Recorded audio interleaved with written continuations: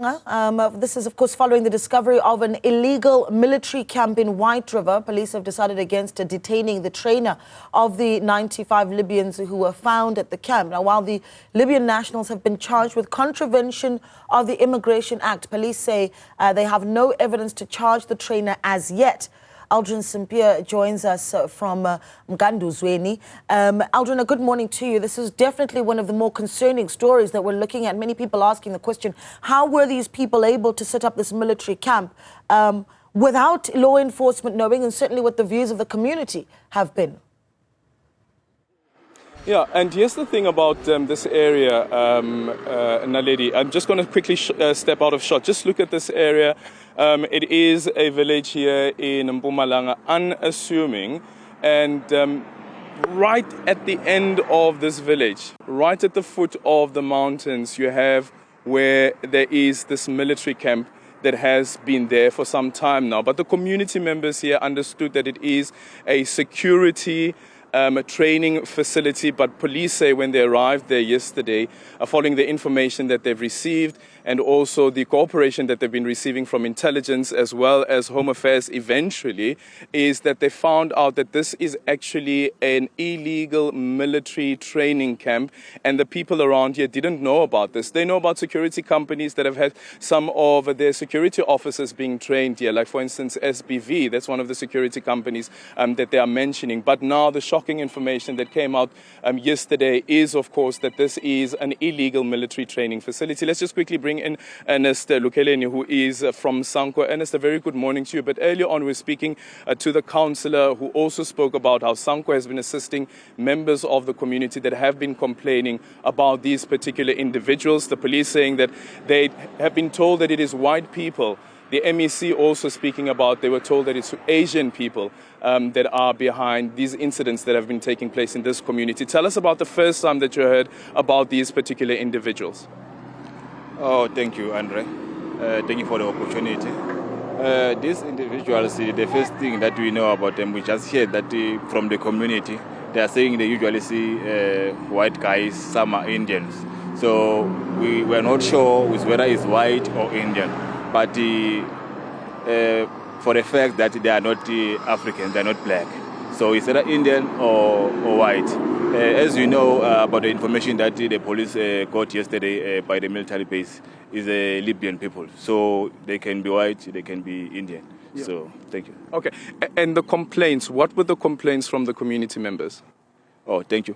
There were so many complaints about these people because their arrival, since from April, we saw a large number of incidences that concerning crime. So we're so concerned about what is going on here in our... What sort of crime? People were getting raped. People were robbed on the roads, even on the travels. There were people who are getting inside the travels and just shoot without any explanations. So those are the kinds of incidents that we experience here in our villages. And these rapes, they are happening during the day, 11 o'clock in the morning, 2 o'clock in the morning, is something that's unusual in this community. Yeah.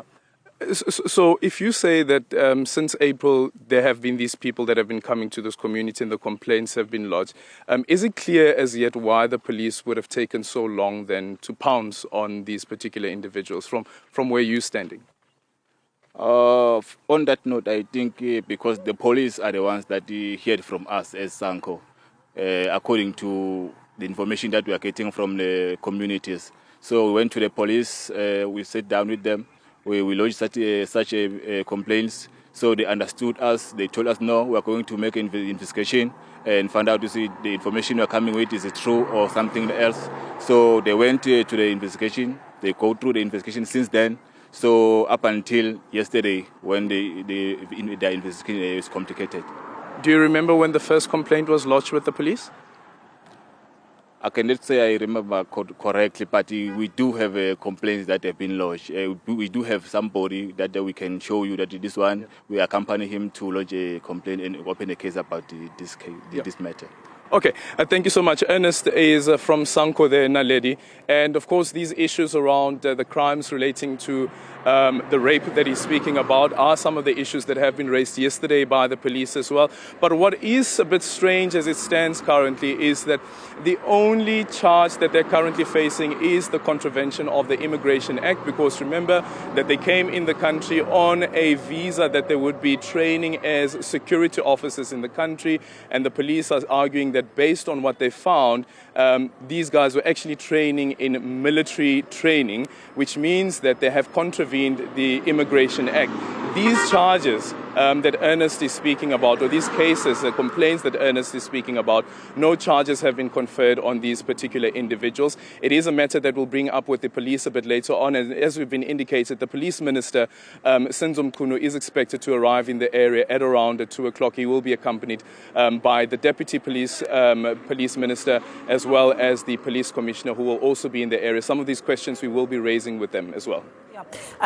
Crucial questions as well. Aldrin St. Pierre keeping a close eye on that story for us. He is, of course, in Mpumalanga.